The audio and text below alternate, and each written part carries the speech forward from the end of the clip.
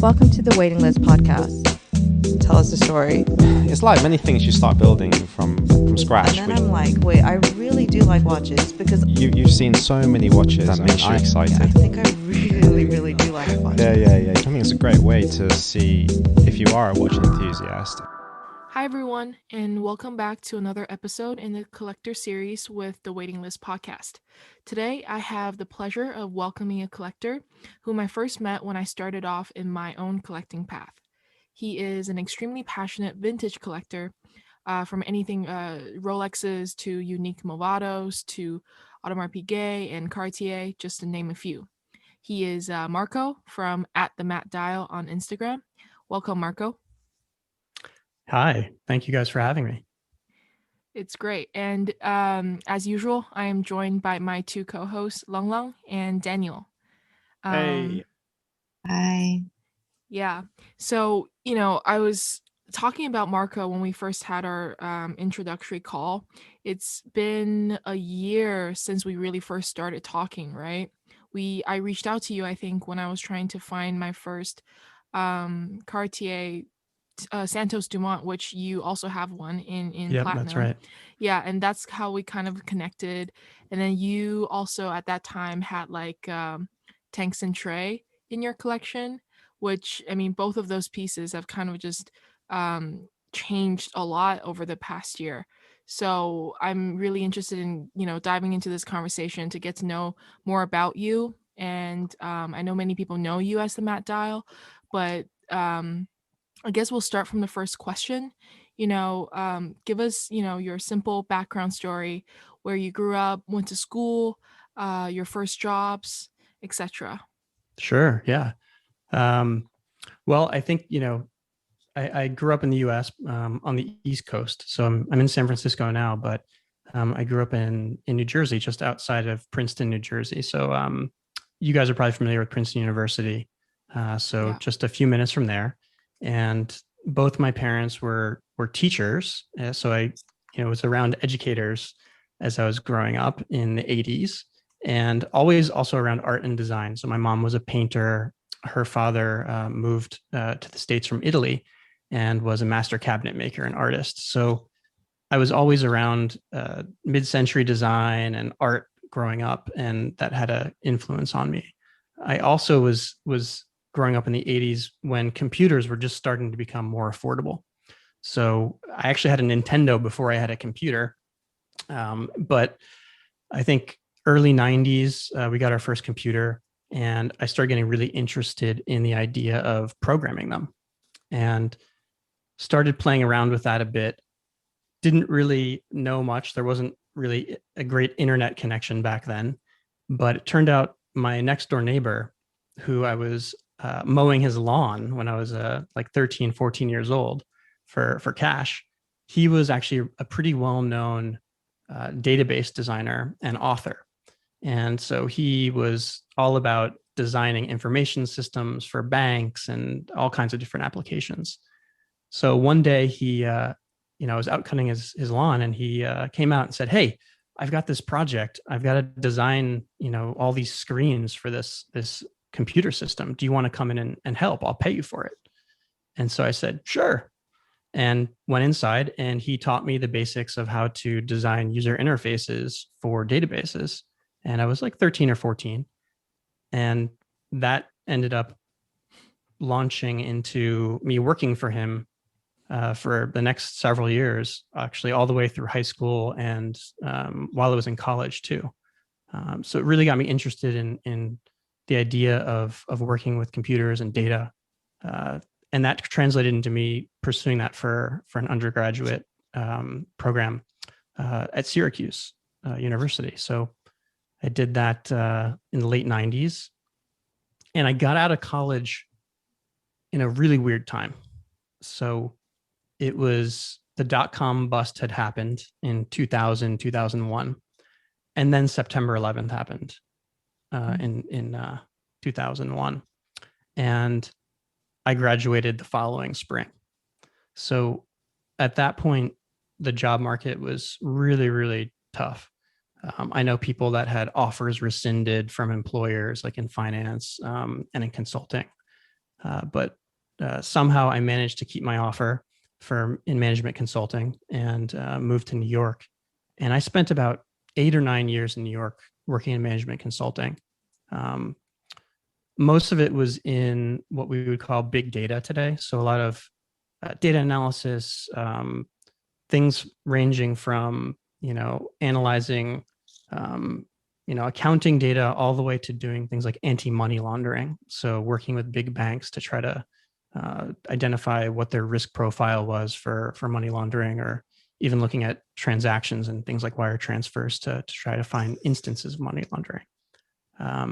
So did that. And the whole time I really had this desire to go west, right? To move out to California, to try to work at a startup or to try to work in tech. And this was right around when the iPhone had come out, and I had a few friends that had moved out here into the Bay Area. And so through connections from my consulting job, I was actually introduced to some folks out at Apple. And in early 2011, I went out and interviewed in Cupertino. And a week later, I was quitting my job. And then a week later, I was moving out to the West Coast and taking a job as an engineering project manager for the iOS team at Apple. And they brought me on to actually help manage and launch a product called Siri that you've probably all used at some point, and that launched on the iPhone 4S. Yeah, that piece of crap. Yeah. I'm joking. It does some things really well, but it's crazy to think that was about 10 years ago. Yeah. That product came out almost 10 years ago. Yeah, how much the world has changed over the past decade, right? Absolutely. Yeah. I just want to come in here because I was just listening to your story with great interest, and how fantastic to hear that, your first basically career working with databases came out of really something that you couldn't have controlled or foreseen, which was your neighbor being into that kind of stuff. And the main thing was, even at that young age, you took the opportunity.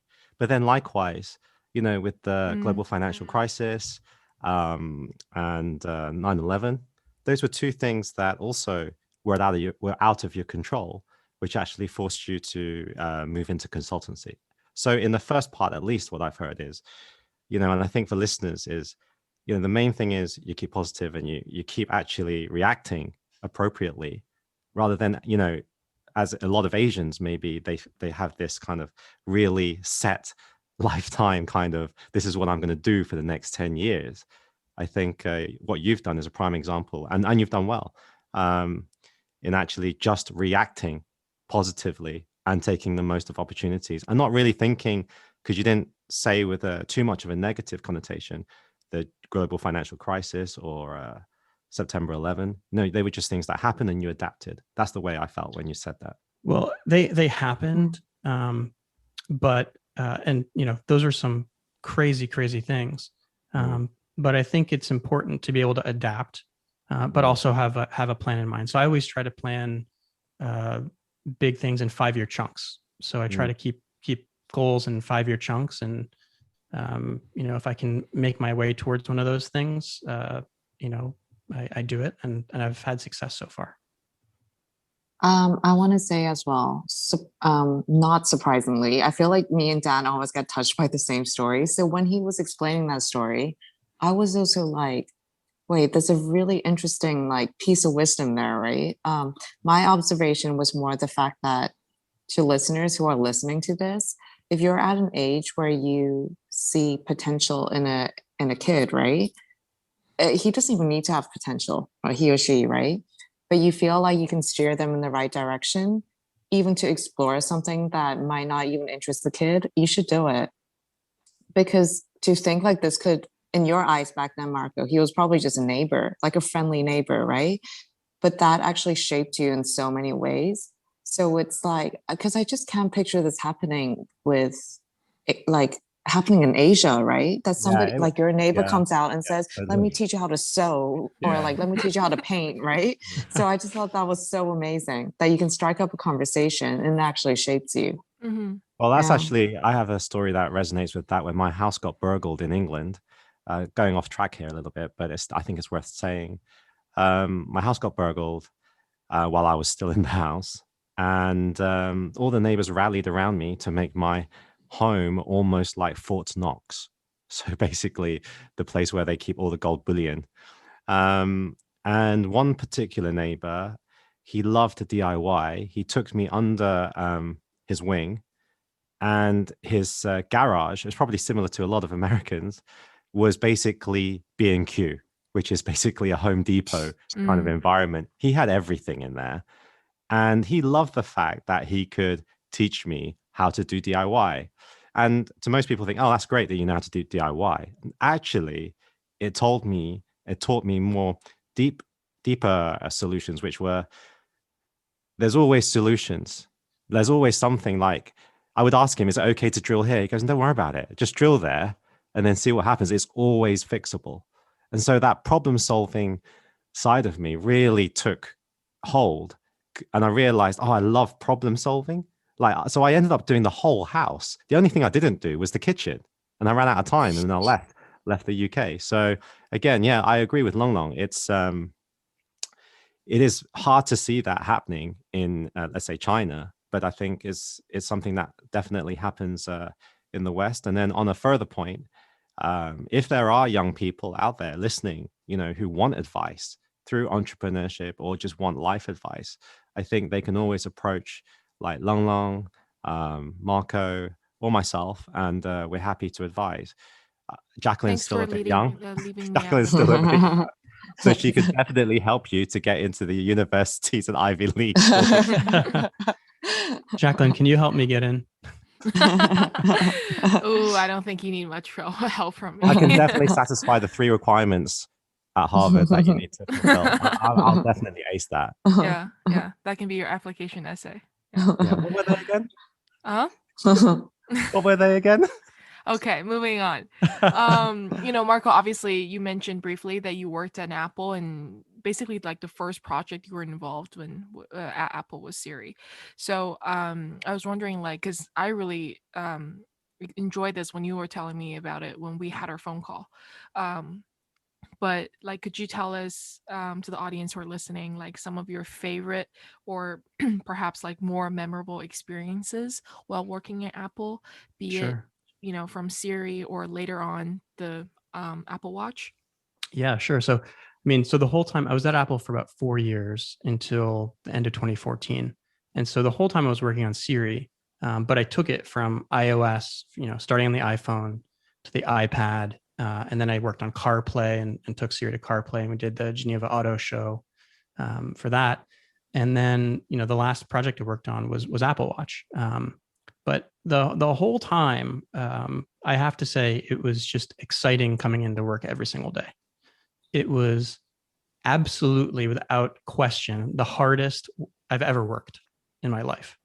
And I think sometimes, I don't know if that comes across because the brand is just so happy, right? And it's such a positive brand. And I think a lot of people think, oh, it's probably like, free lunch and, everybody kind of goes 9 to 5, but no, everybody at Apple is super passionate and everybody works really, really hard to make sure the products are perfect for the customers. And that was one of the things that struck me, was just that everybody is kind of moving in the same direction, and they are all just in it 100% to make the best products they can.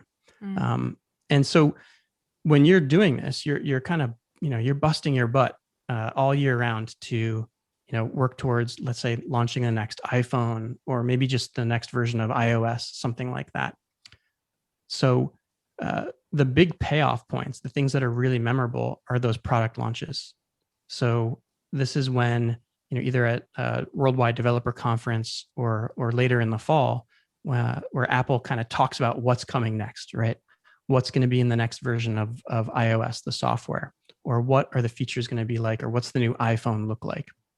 And it's those points that end up being the payoff points for you as an employee there, because you get to watch, usually from a conference room looking at it on TV, but sometimes you can get invited to the events.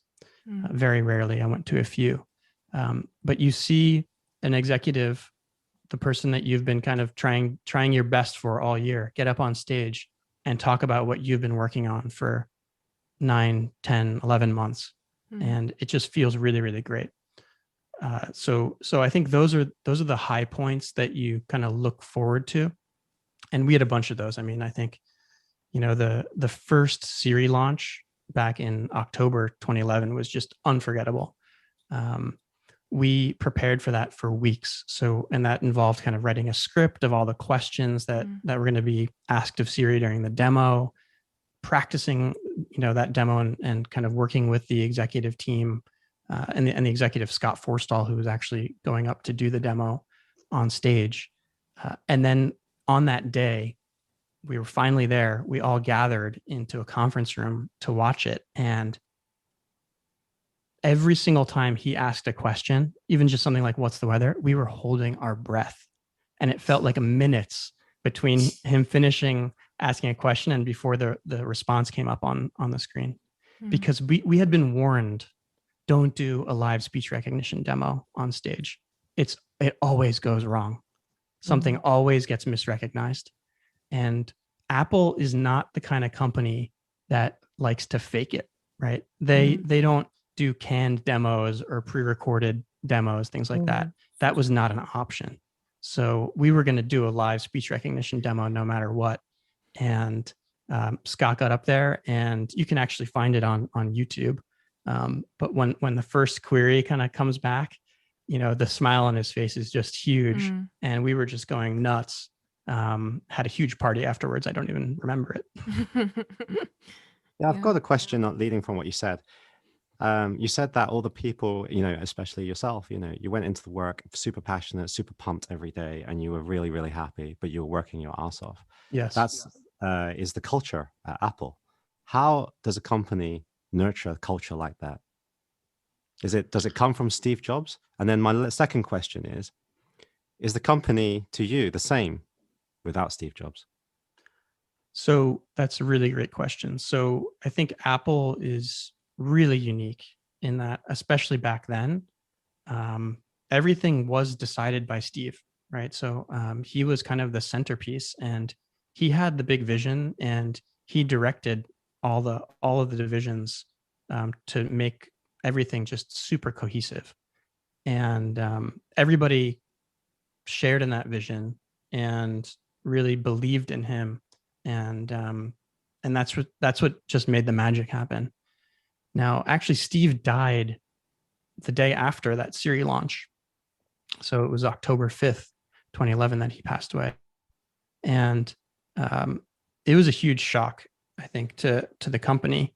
And but everybody kind of continued down that same path, recognizing that, customer experience was the most important thing, right? Good user experience, great design, no compromise.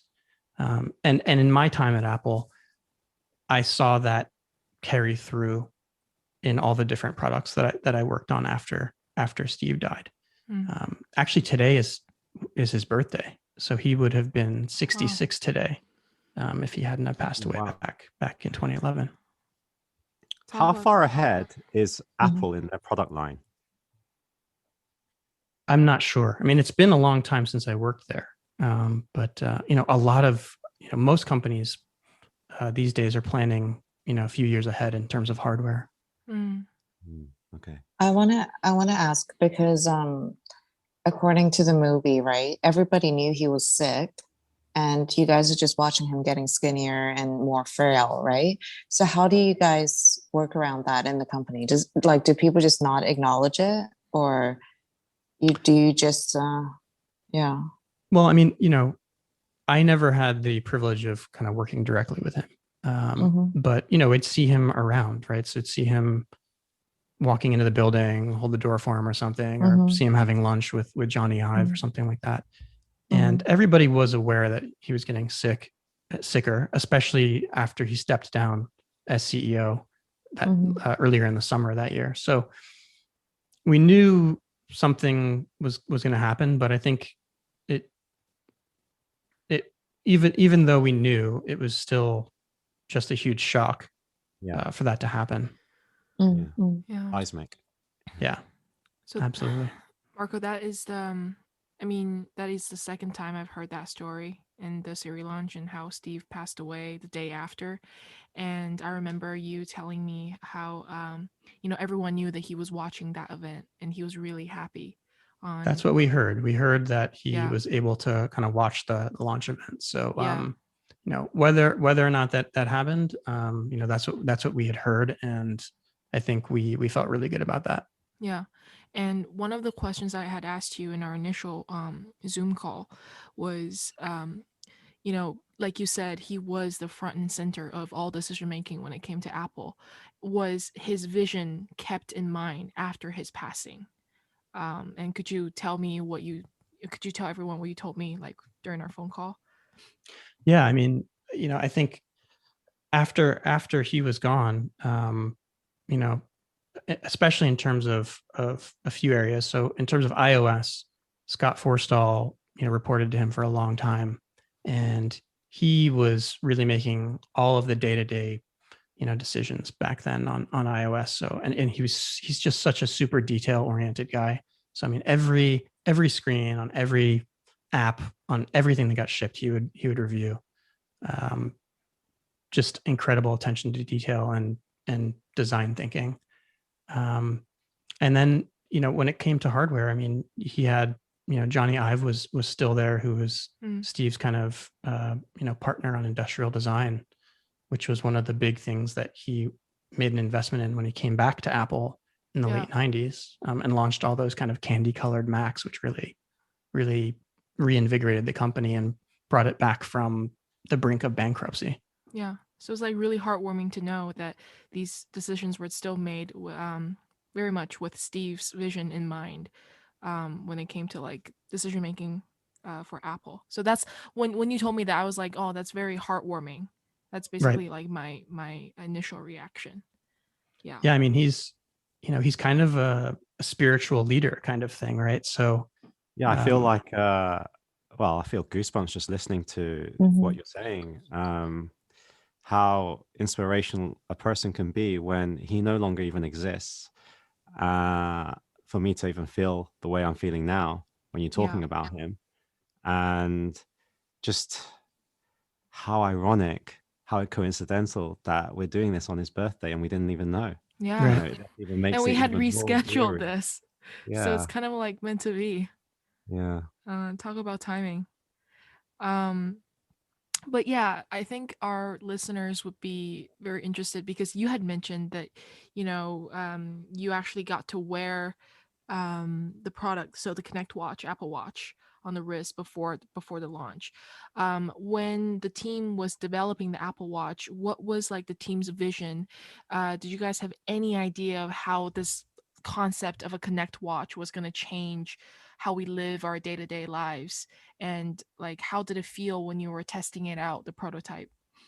So I think it's whenever you're working on a product that's like pre-launch or pre-release, you have a lot of preconceived notions about how people use it. And there's a ton of research that goes into it that was done, I'm sure, on the hardware side, stuff I had, no idea about.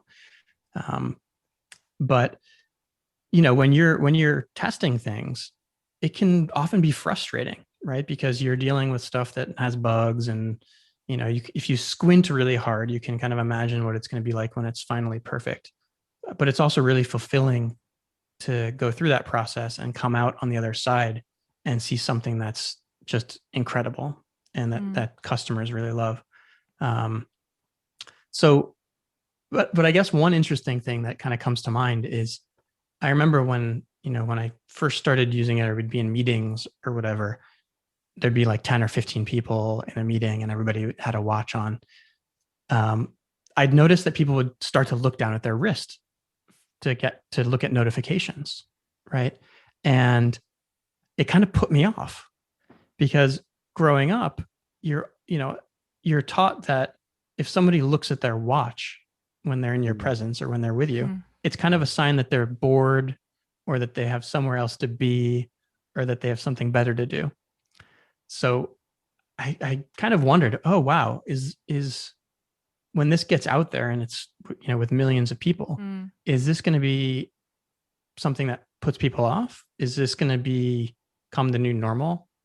And that was just, I just really just remember pondering that and wondering how it was going to end up playing out.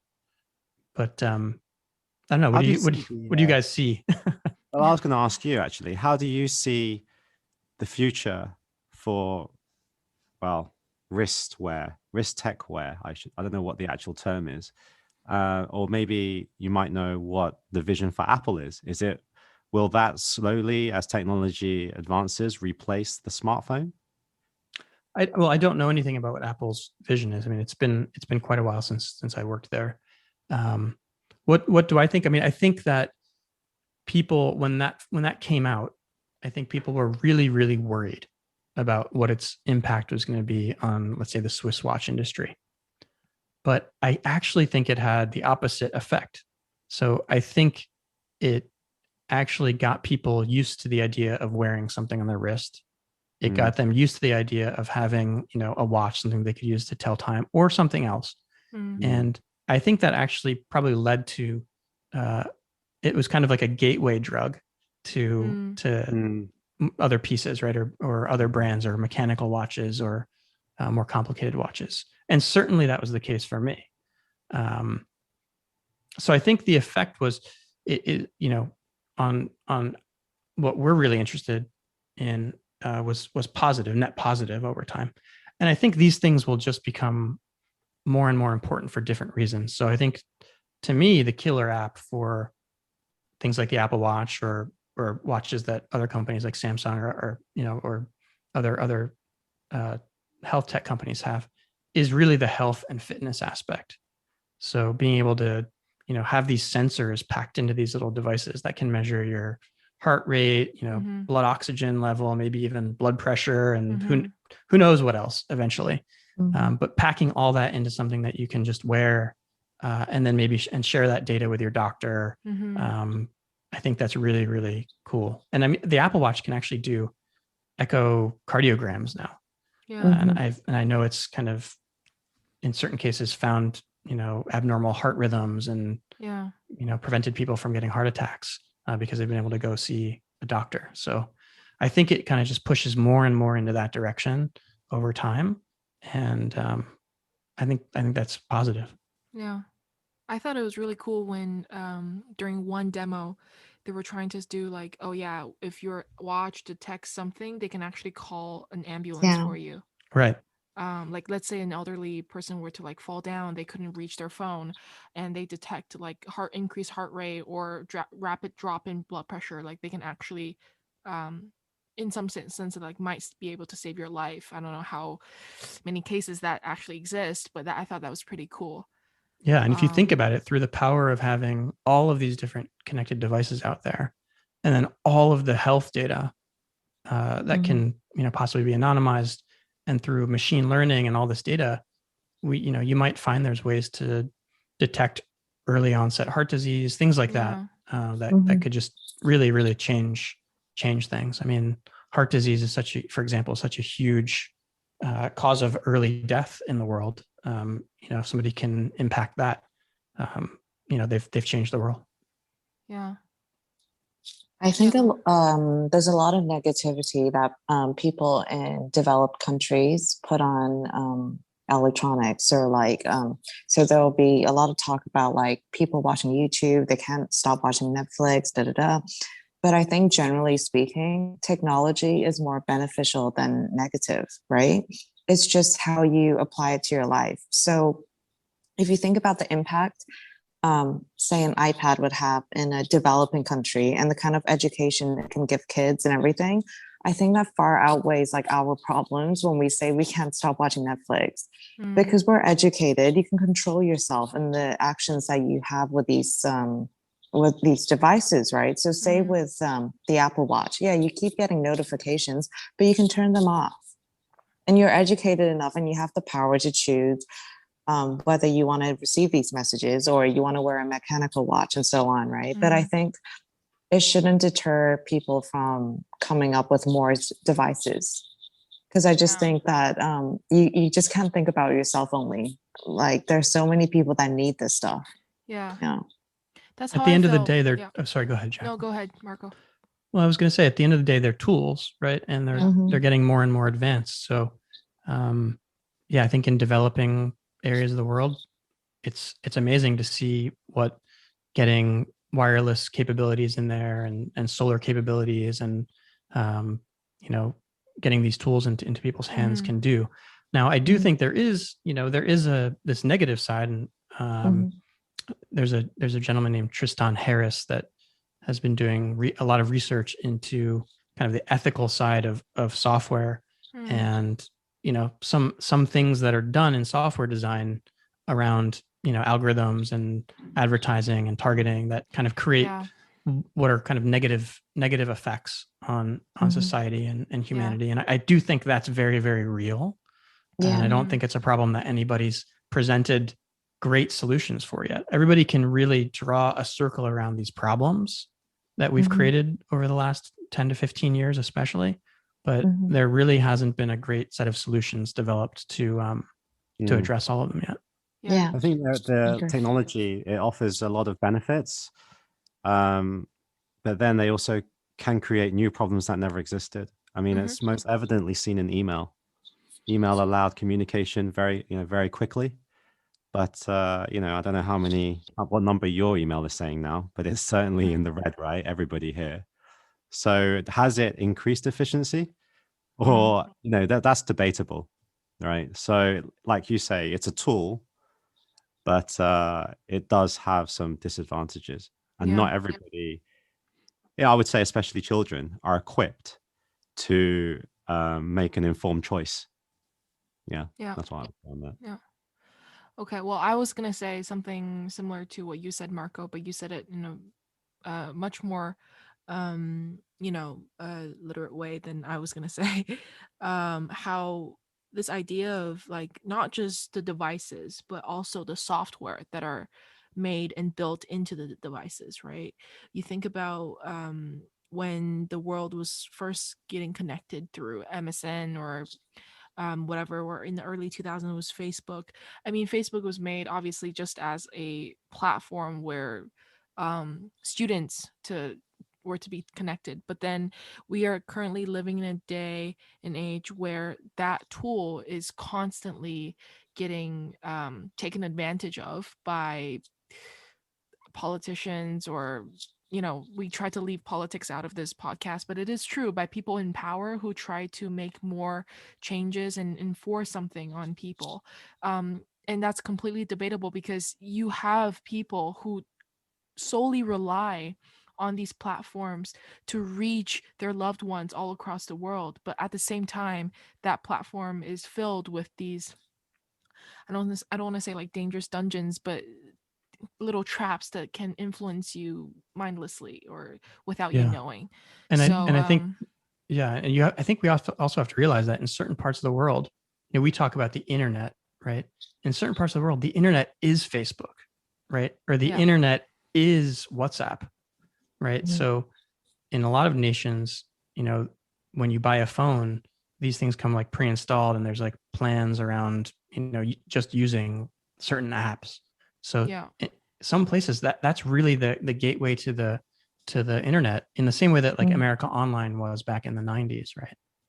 Yeah. So there's like tight control over what people are seeing and what kind of information they're getting. For sure. Yeah. For sure. So I guess maybe like going away from here is just treat them as, technological tools that we might need to aid our daily lives, but be also mindful of what it could potentially become when you're not too careful about usage online and exposure. Okay, shall we move on to watches? Sure. Well, like I guess I'll start off this watch discussion with like, were you always interested in watches? Like, did you see people around when you were working there? Like, obviously you were wearing the Apple Watch, but did you know guys who were interested in like mechanical watches? Or like, how did your watch journey really start? Yeah. So as a kid, I always remember having a watch at some point. And so I remember having that original G-Shock, Casio G-Shock way back in the day. I had that. I had Swiss Army kind of Victorinox watches, lots of different watches, but I always lost them, just always lost them. And I didn't really think about them as objects other than things to tell the time until I moved out here and started working at Apple. And I did meet a bunch of coworkers that were really into mechanical watches and into Speedmasters and Rolex and Patek and all of these things I had not really seen before.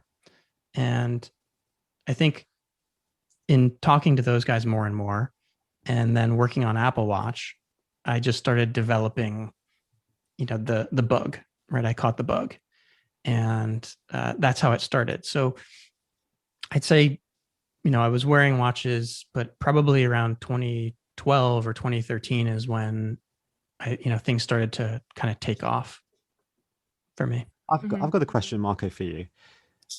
Do you feel that people like yourself that work in software, which is something that is not actually physically existing, also have an urge to balance themselves with having something mechanical in their life? Whether it could be watches or bicycles or cars. I see that a lot. I mean, I think it's a great way to put it. I think it's true. And so I do see a lot of people who are in tech out here that are interested in physical objects or analog objects. And we even we talk about kind of how to relate back to those analog objects. And even in software, right? If you think about the early versions of iOS, those early versions of iOS were skeuomorphic. They looked like the real life things, right? So your notepad looked like a notepad, or your clock looked like a clock, right? But extending into the real world, yeah, I think that's true. I think you're kind of dealing with things inside of a screen all day. So it's really nice to be able to handle something or drive something or experience something, outside of your office. Yeah, and also how, when you talk about Apple, it's about the seamless user experience, how you spend so much time working, busting your gut to make that user experience almost so seamless. It's almost like how a person puts in so many hours craftsmanship in a watch only for it to maybe just tell the time. Yeah. Right. Yeah.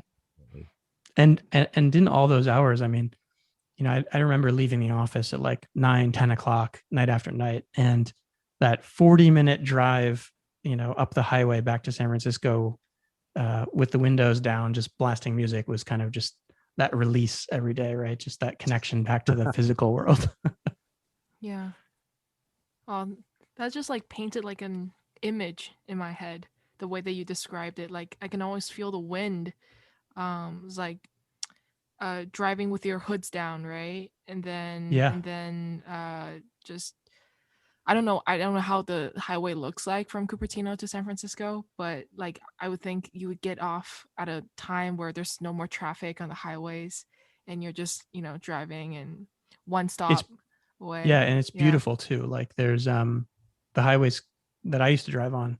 Yeah, it's called 280, and it's a really, really long highway. It goes like up and down California, but in the Bay Area, you're driving past beside mountains, just a few miles from the ocean. You drive past a huge body of water, a reservoir on the way back, and in the summer the fog rolls in and just starts coming over the mountains, and it looks like you're in the Alps or something, but it's really just fog coming over the tops of the mountains. So it can be a pretty beautiful drive. You're totally selling Silicon Valley life, man. Like everybody's listening to this thinking, right, I'm going to fuck my job and I'm going to move to Silicon Valley. There seems to be no downsides to this lifestyle he's talking about. Yeah. But it's refreshing. Marco, you're one of the only people living in San Fran that has been saying nice stuff about San Fran recently. Like everyone I've spoken to, I'm like, man, I can't wait to go back to LA, maybe drive to San Fran. And they're like, there's shit everywhere in San Fran. There's homeless people everywhere. I'm like, it's not that bad, you know? Well, the city, I mean, it has its problems for sure. Yeah. But I think this is such a unique area of the world. And Mhm. you know, certainly there's a lot of social issues that need to be addressed in this city and around the city. But living here, you know, you have the opportunity to actually help and do something about it. And also you have so much around you in terms of natural beauty, and Yosemite is just a few hours away. You have, you know, beautiful redwood forests with, you know, within 20 minutes, a half an hour. So I think it's a great place. It's a hard place to leave or think about leaving. Yeah. How would you say I mean, now that we're talking about San Fran, how would you say like the collecting community is like there? I think it's great. So first of all, in the Bay Area, you've got some of the biggest and best dealers in the country and the world, right? So for example, you've got Jacek Kozubek from Tropical Watch. He's in San Francisco. His former spot, HQ Milton's in San Francisco.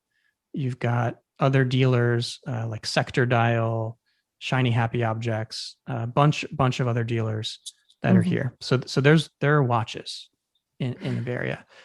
There's also a lot of really big collectors here too, and in particular collectors that are interested in vintage. So there is a kind of red bar presence as well that I haven't really looked into or gotten involved in. But you know, I had before COVID a small group of collectors, and we would meet up. You know, it became pretty infrequent, but we'd meet up and either for, you know, at a wine bar, or, you know, we'd rent out like a room at a restaurant or something, and there'd be like 6 or 7 of us, and we'd, you know, bring a watch roll and have some nice wine and food and just kind of, you know, share stories and things like that. And it was great. So I'm looking forward to getting back to that, but it's, you know, it's great. You've also got, who else? Eric Koo is a Bay Area person. Yeah. You've got a lot of great options on independent watch service here. Giovanni Pasalacqua is a really great independent Rolex guy in the city. You've got Rolly Works down on the peninsula. So it's there's a lot of great stuff for collectors here. Got the waiting list podcast that's about to be acquired for 500 million by that's definitely going to happen. Maybe, yeah. No, not maybe. It's definitely happening. We'll send you a free T-shirt. Lolo, you have a question? Yeah. So I have it's quite a general question. So what is the watch culture like though? Because we were saying in Hong Kong, everyone has a Rolex.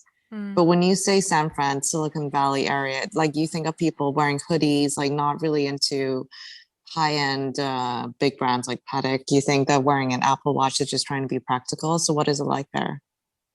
So I think there are a lot of people that are wearing Apple Watches, and there's a big outdoor culture here, right? So there's a lot of people that are into fitness and cycling and things like that. So you do see a lot of people kind of wearing fitness watches, Garmin, Apple Watch, Samsung, those kinds of things, Fitbit.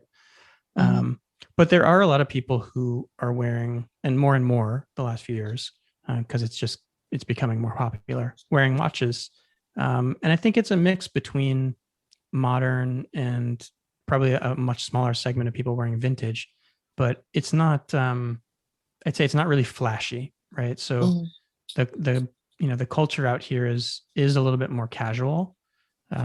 Especially in tech. So, you know, you might go to work and there is a person wearing a hoodie and, you know, let's say flip-flops and shorts, but maybe they're wearing an aquanaut under their sleeve or something, right? So that's kind of what you get. I'm wearing that exact attire right now. I don't have a watch. What's wrong with my life? No, I am actually. I'm wearing these Adidas slides, which is super comfortable. I've just come from the gym, so I've got my hoodie on. Yeah. But I wanted to know, like, how did you fall in love with vintage watches? Mm. How actually did your watch journey progress from when you were a child, having those pieces, working on the Apple Watch, getting exposed to watches, and then developing the interest? Could you just take us through that? Yeah. So I think, kind of coming back to, meeting some of the collectors that I was working with and being able to kind of handle their pieces and see them, I really got interested in the Omega Speedmaster. And that was kind of that was the watch that really set it off for me. Mm-hmm. And the first piece that I bought, actually, it wasn't a vintage Speedmaster. It was actually a modern limited edition Speedmaster. And it's called the Mitsukoshi. So it was a limited edition they did in The white Japan. dial. Yeah, it's a panda dial. Yeah. It's a beautiful, beautiful watch. But that was the first Speedmaster I got. And then after that, I got a chance to play around with coworkers Ed White, which is the 105.003 from 1963, I think his is from. And I just started falling in love with the idea of these older pieces. And I've always been somebody who's collected things or appreciated old things. And I think you hear that probably from a lot of vintage collectors, right? So, back when I was a kid, I was into baseball cards and got into comic books and things like that.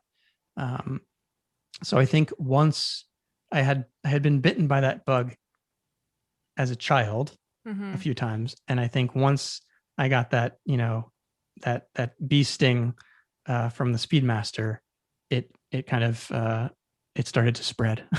Bee sting. That's right. As you That's right. described, yeah, bee sting. Yeah, but it really spread because you at one point had like a box full of Speedmasters, right?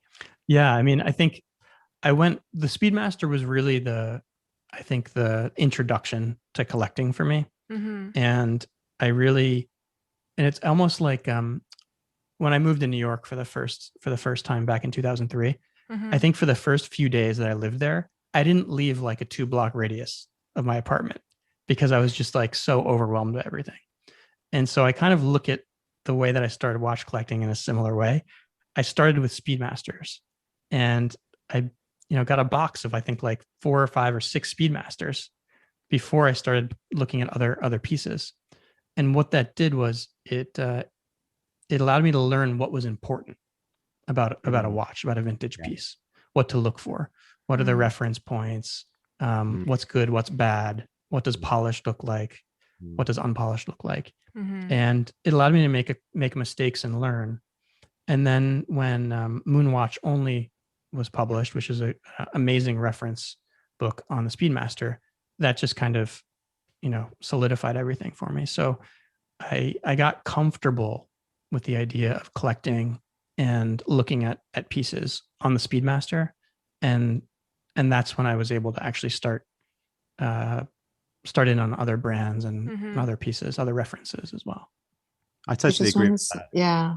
Yeah, because It's such a beautiful, I think that like divers watches and the Moonwatch are great starter pieces for anybody starting in the watch industry, especially if you buy like a Rolex. Well, you can't get one now, but back in the day you could. But even an Omega Seamaster, because for most people, those designs actually fit in with a lot of what they wear. So to accessorize them, it's very convenient. The Moonwatch is an absolute strap beast. So it then teaches you about, changing straps with your watch. In terms of design, you've got like twisted lugs, straight lugs. There's differences in the hands. It teaches you all of that. So your eye to detail also gets trained. And then when you do graduate from those pieces, you won't actually lose that much on them. So I think they are great starter pieces for everybody. Sorry to cut you up, Lung. What were you going to say? No, it's okay. I was going to say the way that after having interviewed so many people, collectors, right? There's something about the way that Marco collects that you can tell there's a lot of patience, and it's a very personal kind of learning journey. Because I think, say for me, the way I learn, it's very external. It's from asking people, seeing other people's pieces and saying, explain this to me. But for you, it was a lot of observing yourself and teaching yourself, and then looking at solo time, and really, really studying it before you go, okay, I'm ready for the next thing, which I really appreciate. I think that's amazing. Yeah. Yeah. And I think it's also, at the beginning, you don't know who to talk to or who to trust. And so I was able, I was kind of patient in trying to figure out, do I want to buy watches from dealers? Who are the good ones? Do I want to buy watches on forums? Where, what are the good places for information? Mhm. And, I think that was eye-opening as well. Well, Mhm. you were very patient when I reached out to you and like helping me because I didn't know who to talk to really. There was a really small group of people that I had known back then, and I had sent you photos and showed you pieces that I was looking for or about to buy. And then I remember like you were just so open about sharing information and knowledge with me. Even till now, like we were just talking about the other day, like another piece, and you're like, oh, you have to be careful, like ask this, be like this, don't let them fuck you over, like stuff like that. So I'm really appreciative of your patience and time. Well, your journey has been pretty amazing to watch, right? So Yeah. I think, and you guys have talked about it a bunch, but just seeing how quickly you progressed through different references and just refining what you really like in a watch, what you really appreciate. It's almost like watching somebody collect for 10 years, but compressing that into like 18 months. It's just, Yeah, it's totally. fascinating. Yeah. Thank you. Yeah. Wei actually reached out in my last interview, and he asked for your Instagram handle, which I gave, and he said like she has unbelievable taste considering how long she's been in here. You made a lasting impression on him. Waco. Yeah, Waco. Yeah, There you go. there you go. Thank you, Wei. But moving on, I've looked at your Instagram page, and you talked about Omega. You talked about. I also can see that you're into like Longines, but one brand which doesn't get much attention is Movado. So, what interests you to collect that vintage brand? Because I would understand everybody. I mean, Longines has a very strong cult following, but what about Movado? Yeah, I mean, I think Movado, it's kind of a quirky one, right? Because I think if you ask people on the street, do they know Movado? They say yes, because Movado was putting out these museum watches in the 90s, and you'd see commercials everywhere at the backs of magazines, those very simple museum watches with the silver dot at 12 o'clock. But I don't think a lot of people knew about the history of the brand and that it's been around for so long. And in the last 2 years or so, I've been shifting more into older pieces. So I've always been interested in 60s chronographs for sure, but I also started becoming more interested in pieces that were dressier, more simple. So in particular, I really started getting interested in case design, Bourgel case design, and Bourgel cases were used by a bunch of brands, including Patek, right? So like the 565, I think, is maybe the best example of just what I think is a perfect watch and a perfect case. But Ulysse Nardin used Bourgel cases, Movado used them, Doxa used them. So I really started trying to learn where could I find pieces with Bourgel cases. And the Movado M90 and M95 was just kind of perfect in that way. There were a lot of different dial variations, great movement, quirky because the chronograph buttons are reversed from what you would normally expect from a chronograph, and they're just set into these beautiful cases. So I started exploring those a little bit, and I've acquired a few of them over the past year and a half or so. I just think they're beautiful watches, and then 35 millimeters, they just wear perfectly. I was going to ask, for the sake of the audience, could you perhaps spell that case maker's name out so that we can go search it? But actually, it's for my own sake. Yeah, sure. Just Borgel. So Françoise Bourgel. Okay. Yeah. Yeah, Marco has a really beautiful UN with a 565 case. Right? It was UN, right? Yeah. Yeah. If you didn't know if you didn't see the brand name, you would have mistaken it for a Patek if you just looked at the case and the dial design. It's beautiful, and I think it's one of those hidden gems in the vintage watch world, which maybe you don't want us to talk more about because to make other people know about it. Well, I wouldn't mind. I mean, honestly, I've never seen another one of those. So that Yeah. particular watch, it's a little different. So it does have a very similar case, but it has a step. The 565 case doesn't have a step on it. I have a Doxa that actually has a case that's exactly like a 565.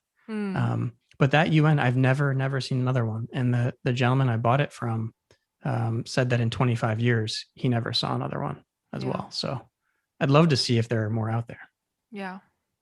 So, sorry, I want to just go back a little bit where we did speak about how Jacqueline's progression in the watch industry has been quite rapid.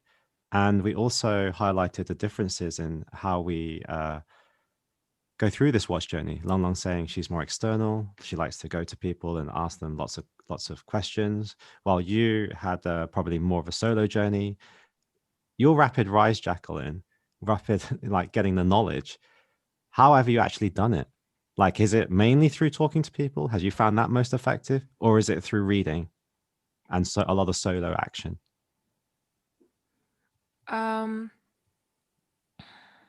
I think for I didn't me, expect that one, did you? I did not expect that. It started with talking to people like Marco and Ronnie and our mutual friend David, who's also massive like vintage geek. But and through talking to people and looking at other people's collections, I was introduced to references, which I later went down the rabbit hole of researching and reading about them. But I would just say I spend maybe too much time online looking at random stuff from random sites that like aren't even English, and then you have to click on the little button on the top right corner to translate the page just to get information on a photo I found on Google Images. It is a solo journey. I mean, I have been doing this entirely by myself up until like very recently have I developed a close group of friends who I can actively and be in constant touch with them. But still, even now, when I am looking for pieces, I would look for them by myself because um, until I'm really, really sure, like maybe 80 or 90% sure about a piece that I'm interested in, then I might reach out to people like Marco, who, already know about this reference, and then we can have like a good conversation about it, or he'll give me some pointers. So I honestly, if I can't really pinpoint one thing that I do, I kind of do a little bit of everything. The one question I get the most from DMs is, where did you find that? That's the one question I get by far the most. And my answer to these people is always, I wish there was this hidden gem of a website where I found all my pieces and I just go to that person or whatever. But the truth is, I literally look everywhere. I follow hashtags on Instagram. I follow hashtags on Pinterest. I will literally search a reference and switch up the order of the name of the watch on Google Images just so I can see if someone didn't write it the correct way and maybe I'm missing something out. I will go in forums. I will talk with people on forums and reach out to dealers, and it's everything. Okay. So that's a long-winded way of saying I'm not sharing my secrets, right? Well, And literally. with the website, I have the same problems as you. The websites are just slightly different. Okay. I have to say the biggest difference I've realized between Jacqueline and say me and Dan, so it's the whole generation gap thing, right? You know how with you're very comfortable with using the internet, like even from trading sneakers, right? Yeah. Whereas I don't even know how to like return clothes, right? Mhm. So I realized that was the biggest thing. And I had never actually spoken to people on Instagram asking The about approach, watches. I didn't even know this approach. is a possibility. So for Mm. me, it was actually physically meeting people in Hong Kong, getting to know them, and then thinking, okay, now I can ask questions. How do you Mm. So feel I about doing it now? Like, I still well, find it initially how you felt, and how do you feel now about approaching people at DM? Now you've got more experience of it. yeah, now I'm like, you can just ask, and you can literally ask anyone. No one's big enough that you can't ask. But then the other thing is every year I feel like I'm older, and like as I get older, my mindset is starting to shift in a way that's even older, where I'm like, I would just pay a premium. Like I don't have time to go online, and I actually use Instagram less and less. And then Mm. I'm at that stage now that I'm happy to go, yeah, I know I'm paying. Like literally before we started this thing, I was just talking to Jacqueline about that Cartier that I put into our Mm. group chat. I'm like, okay, I know I'm paying a premium. You are. Like, but it saves me a lot of time of being worried. Like, is this thing not going to appear like what it looks like in the photo? Mm. Um, That's can I had pay a- a can I pay a had a premium phone for this call guy with to source for the pin, that kind of thing? Yeah. yeah. I had a phone call with Jacqueline exactly about this, because Yeah. I was saying that, well, your previous piece, the Yeah. Cartier Mono Pusher CPCP, Yeah. again, Mm. was sourced by Jacqueline. And I was Yeah. saying, look, even Chester, even Long Mhm. Long, who you would think are relatively seasoned right now, Yeah. when it comes to sourcing and buying things, they aren't, well, even I am not as confident as you are operating in that space. But the thing Yeah. for you is, to you, it's just like a Tuesday. It's normal for you. So you don't Mm. Yeah. see the difficulties that other people have, but they exist. Mm. But it could Yeah, also it be, never what do occurred to me. you, Yeah. what interests you, right? So I think, I'm betting on maybe Jacqueline enjoys the hunt, Yeah. right? A little bit, right? And that's part Yeah, of but the thrill of it. Yeah. no, but the thing is, it's the fact that, okay, if you asked me today, I could go to watch shops the whole day, every single day of the week, and not get bored, and even just sit there. Yeah. But I need the physical. For me, I'm still comfortable doing it physically, picking Yeah. up a loop, looking at it, and talking to the owner, and liking the interaction, to be like, I can see his facial expressions. Is he lying to me? Like that Mm. kind of thing. But to pick up the nuances through texting, and then you just like using my phone, I just have a struggle with that. It just freaks me Yeah. out that now I'm getting linked to PayPal. I'm like, why is it going to a different page now? And like, Yeah. I can't deal with that. It just stresses me out. Yeah. Yeah. How is it with you, Marco? How is it with you? Well, I mean, there are people that, in terms of a solo journey, I mean, there's definitely people that I reach out to all the time. So, I mean, for example, I mean, and people I've found are really, really open in the community, right? Especially in vintage. There's really not a lot of, there's judging sometimes, right? But, Mm-hmm. people like Kevin Odell, they did, right, on Instagram, or Andrew, T Swiss T, Rob Stacky, Yeah. Bazamu, right? So like these guys, I talk to these guys pretty often, and I've bounced ideas off of them, and they're super open. And even these guys get into kind of the academic side of it as well. So Andrew, for example, has a bunch of different websites that go into detail on the GMT Master and the Explorer 1016, all the different reference points. So I think there's a lot of people out there that that have a lot of great information that they share, even publicly on websites. Mm-hmm. But I think, yeah, it's I would prefer to do things in person, but I think this last year has just changed that on every single axis, that if you want to keep going and collecting in that time, you've got to, in a way, get used to it, or just decide that you're going to just take a pause for a little while. And I think both of those things are fine, because on one end, it is a risk, right? It is a risk to just do things totally online and maybe pay for something you don't know if it's going to show up, because you don't know who you're dealing with necessarily. Yeah. But sometimes that risk pays off, and you end up with something really nice. For I've sure. also, in the last year, I was telling Jacqueline about this on our phone call. I bought a watch, and it didn't show up. Yeah. Luckily, it wasn't an expensive piece, but it's still not resolved. So you do run into those circumstances. Yeah. And some watches you purchase and it shows up after 2 months. That's right. Yeah. So while we're talking about collecting, a friend, James Marks from the London, UK team, London Phillips team, he actually said something to me that I really made an impact on me. He said to every collector, there are 3 stages in their collecting journey.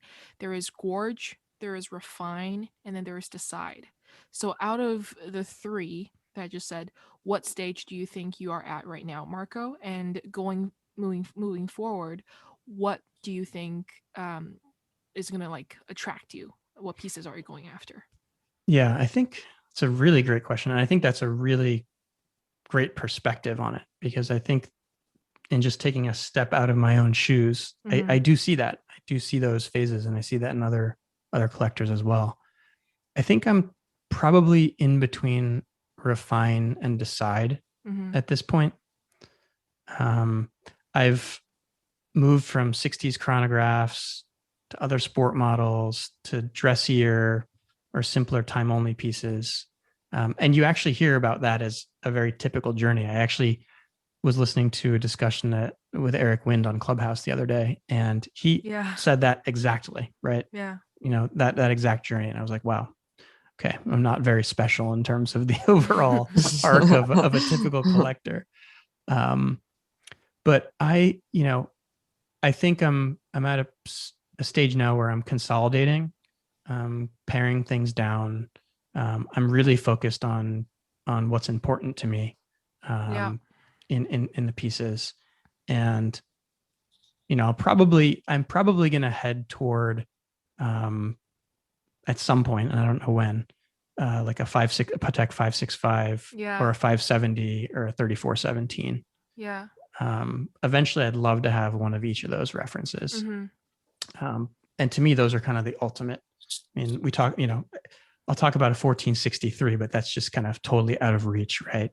But I think a center seconds Breguet 565 would just be kind of the ultimate grail piece for me, like the one we were looking at.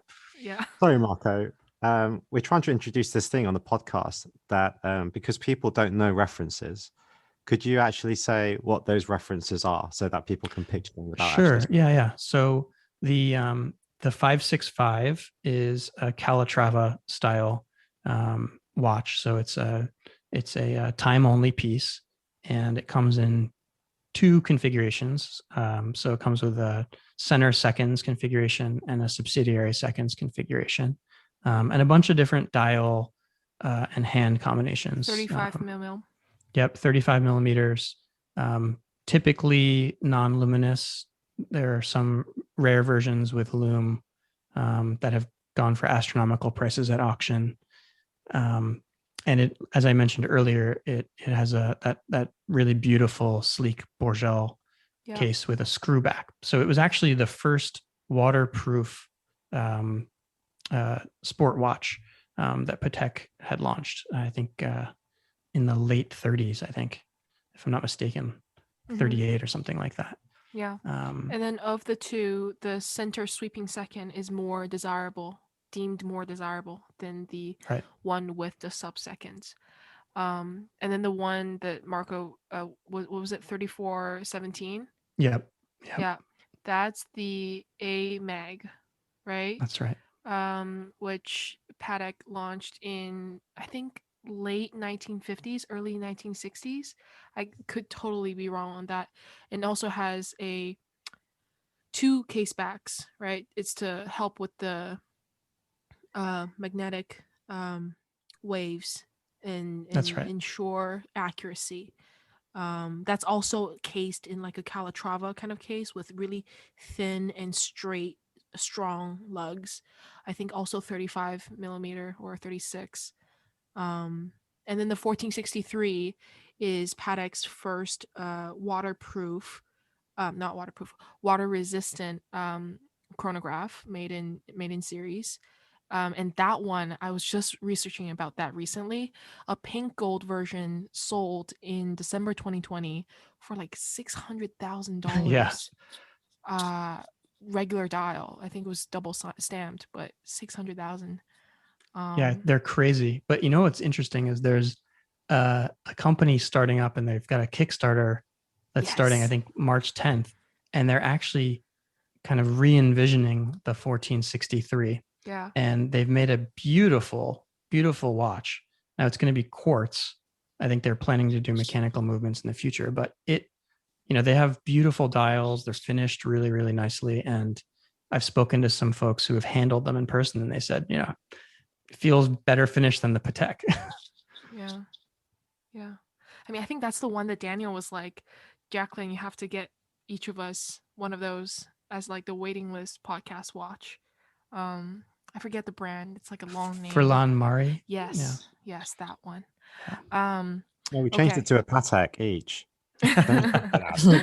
That's a better idea. We'll cut that out. Well, I just want to put that on air because you're trying to get out of it on air. So I want to hold you to it. Okay? Yeah, stop chatting shit. Oh man. Okay, so Marco will round this off with like the last question, which is something that we've recently introduced, and we ask each one of our guests the same question towards the end.